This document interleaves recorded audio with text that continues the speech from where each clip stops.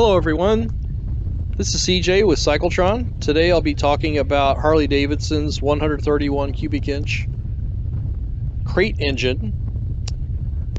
It's been offered for sale earlier this year. It's been showing up for various reviews. Here's a view of this new engine.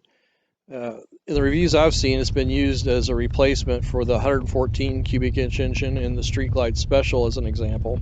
Of course, the Road Glide worked as well. But here I am riding my 2019 Street Glide Special. It has the 114 cubic inch engine.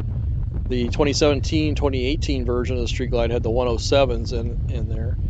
But I wanted to talk about, is this a good value? Is this what the market's looking for? In my view, for certain people, this is great. This is a great thing to offer. But maybe I'm being a little cynical here, but in terms of where Harley's at in the marketplace, I would like to see them focus on other things. When they have their act together a little bit more in terms of stability for the company, they can do more things like this. But it's just another example of them trying to extract every last dollar from the 60 and older crowd, which is, I'm in that group, or I'm pushing 60 anyway. But, what I want to explore today, is this a really worthwhile way to spend money on a $30,000 bike? It'd be over $40,000 by the time you made this engine swap. Certainly there would be some increase in performance, but would you really notice it in everyday driving? Maybe it's just something to satisfy yourself, knowing that you have a much bigger engine than a lot of other folks that are on the road, and certainly one of the more unique customization options that you have for your bike. But I don't know, Harley has that whole program with the stage 1, stage 2, all the way through stage 4, and this stage 4 crate engine option is a really significant upgrade. I mean, that's the largest engine, to my knowledge, they've ever offered. In fact, I know that's the case. But again, are you going to really benefit from it, or is it just kind of a money grab from the company? I mean, I don't know how many of these engines they would actually sell, but I wanted to kind of explore that idea with you. I mean, for me, the 114 has plenty of power, plenty of torque. I had a 2018 Street Glide Special. The only reason I got it was kind of an unusual set of circumstances. I had planned to keep it, but here's a comparison between the 114 and the new 131 crate engine, and significant increase in horsepower.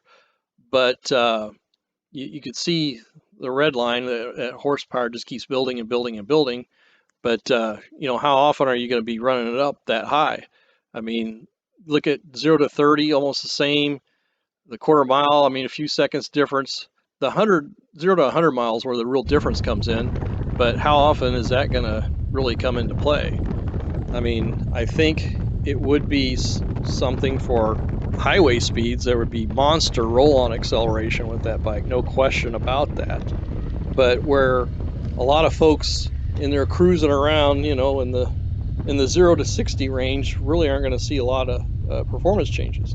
Now, I do want to point out that I think the crate engine is going to, and what I've seen from other reviewers, it's going to be more rumbly, and the exhaust is going to be louder, and so certainly there's some aesthetic aspects that would make the bike, or that new engine, very, very pleasing if that's what you're looking for.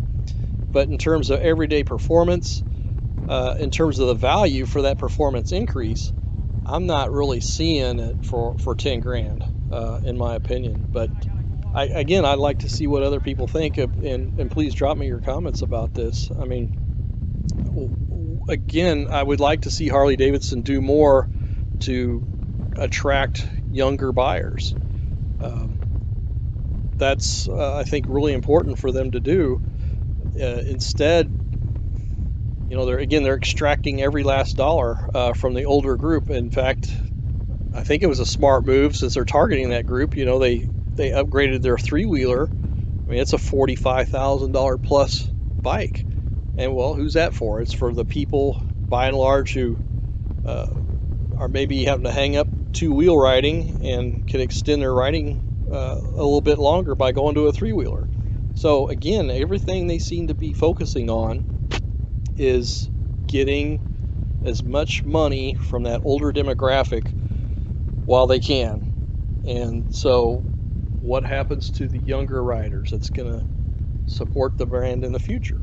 A lot of folks were excited about the Harley Davidson Street Fighter, and it was supposed to come out as I believe, a 2020 model early in the year, early next year, and that's been pushed back indefinitely. And there's rumors that they may just kill it off, which is really unfortunate. I mean, again, those are the kind of decisions or priorities I'd like to see them focus on, rather than, I mean, I guess they could do both, but when you're not offering a Street Fighter and you come out with a $30,000 electric motorcycle, and you offer a huge crate engine for 10 grand with all the accessories instead of doing other things, then it seems like it's extremely narrowly focused. So that's just my view. I'm not trying to bag on the crate engine. I mean, for people who can afford it and people who want it, great, go for it.